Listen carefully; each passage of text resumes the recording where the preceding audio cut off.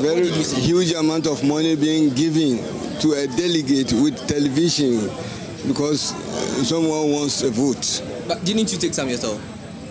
I was given as transportation fee, and I took it. How much? How much was that? It was huge. Very huge. It was given to me. But what would be the minimum? What would be? No, I was giving much money. Will you reach 1,000 cedis? Hey, 1,000 is small. 1,000 cedis is small. It's small. Is it from just one camp or all the camps? Money was given.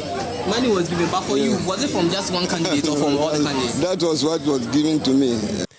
Abusua mo bibi akwa banfam bra kwam Gente TV so ewo YouTube so ase medinka ka cha se ensem ahodo de bibiri na ana ekoso ewo man Ghana wa se ne bibiri na ana ACC na brebien so bibisa bisi no yeba modern se yeba ko ne akwa akopɛ se video papa a ebetimi ama wanya ensem ne emu nkyiremu pan yi ne yede aba besomo ewo se channel so ne sent no me no ka se no info ahodo bi aba betuja ne mum no yankopɛ channel ana se content bi akeke ana amfambro ne mum no yakwa di mu dodi mu pipan yi ana ede ba aba besomo ewo ha se ne sent no message so benya bre wa bre beko ne yakwa akogisa ensem wi emu enkyiremu pan because we NHS the original video we NHS video ankasa utia obetimi enya ensem a ekoso ne nyina emu enkyiremu pan yi ne sent no message so be kame ho na be hwe video we ede akwakosi ede ma me ansana no wadaruma ubu any day kwa so when you subscribe and from my YouTube channel ya message so don't say everybody subscribe button so that we here now what turn on the bell notification icon so say be next time biano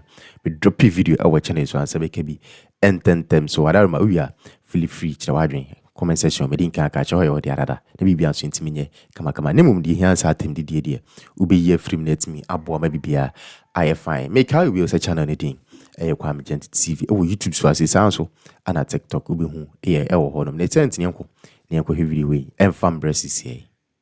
Political party funding I don't think will cure what it is we're looking to address here. So I want to be direct in my answering of that question. Political party funding can only help the party organize itself because it's a political party is a stakeholder within the democracy. Right. So you can see that there is a benefit of having political parties that inure to the democracy that that country wants to maintain and sustain. And so by funding it from the government level, you can see a merit for that argument that organizationally they have headquarters, they have means of making sure that they have officers who are paid to conduct and execute the mandate of that party. So if we take partisanship out of a political party and purely focus on its existence as a stakeholder in the governance and government of a country, then you can see a merit. But that's where it stops.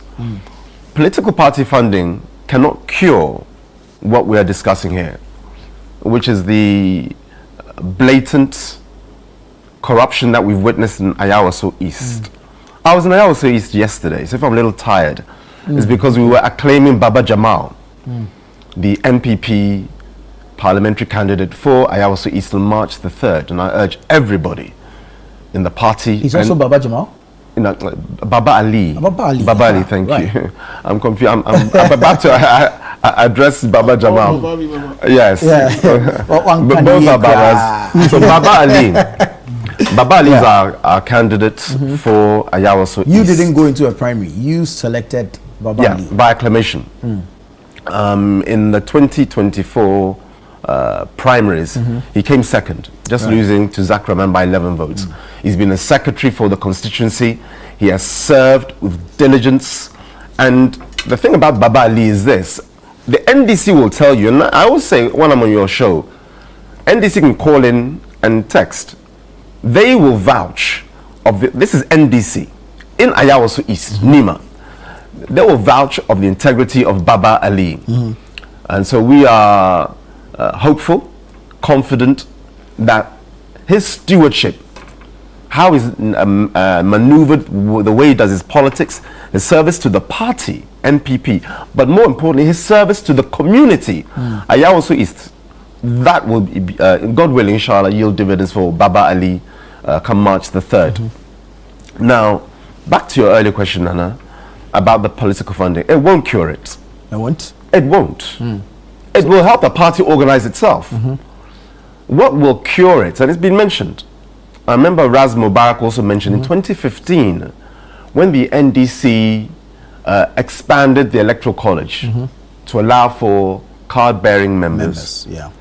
That cured it to an extent. Wanda is right. It allows for others to intervene. That will be infiltration. Yes, but I mean that's for you to try and close those loopholes. How do you close the loophole?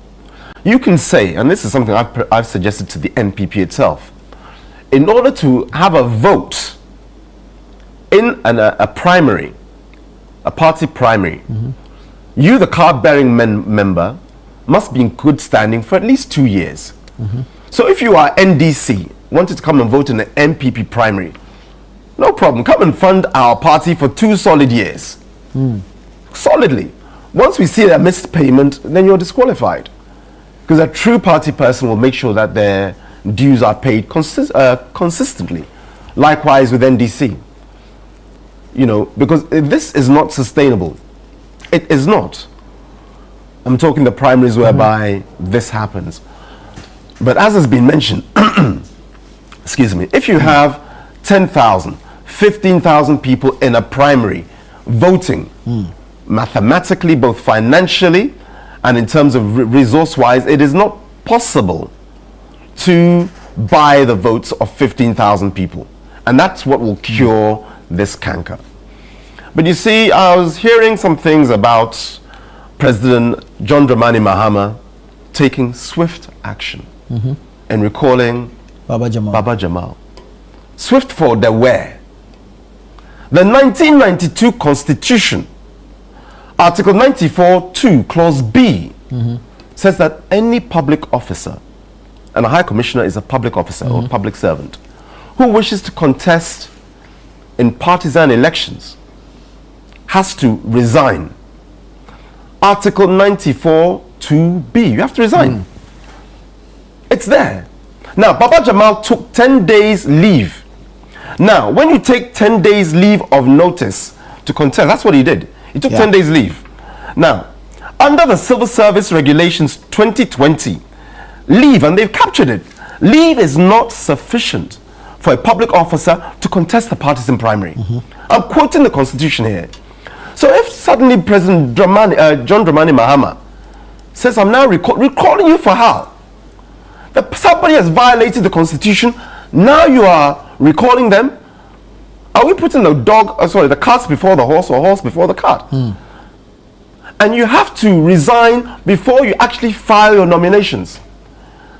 President John Dramani Mahama sat down and saw this going on and took no action. So what was he doing? When somebody violates the Constitution, you as the first gentleman of the land should have taken action. But you did nothing of the sort. So when I hear that NDC are taking action, NPP, we did nothing, really, you should examine the chronology of what has just transpired. It takes me back to 2011, when Baba Jamal was the Deputy Minister for Information. Sorry, what was the constitutional code? Article 94(2)(b), 1992 Constitution. Those who are watching, quickly Google it. 1992 Constitution, Article 94, parenthesis 2, Clause B.